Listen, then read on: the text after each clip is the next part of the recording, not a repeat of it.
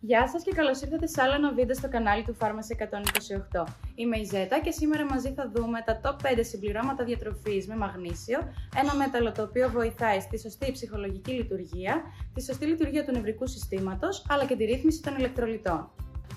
Μαγνήσιο της σειράς Terra από την εταιρεία Genecom, ένα συμπλήρωμα διατροφής που συνδυάζει μαγνήσιο μαζί με βιταμίνη Β6, η οποία επίσης συμβάλλει στη φυσιολογική λειτουργία του νευρικού συστήματος.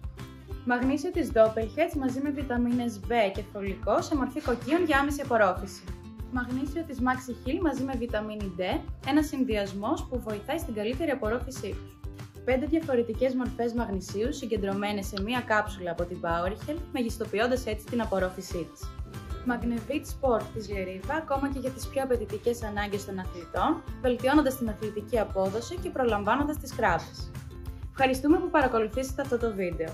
Ακολουθήστε μας σε Facebook και σε Instagram για να μαθαίνετε πρώτοι για τα νέα μας προϊόντα, αλλά και να παίρνετε μέρος σε πολλούς διαγωνισμούς. Κάντε like άμα σας άρεσε αυτό το βίντεο και subscribe γιατί ακολουθούν πολλά ακόμα. Εγώ και η ομάδα του Pharmacy 128 σας ευχόμαστε να είστε πάντα υγιείς και χαρούμενοι. Και μην ξεχνάτε, Pharmacy 128 για κάθε σας ανάγκη με ένα κλικ.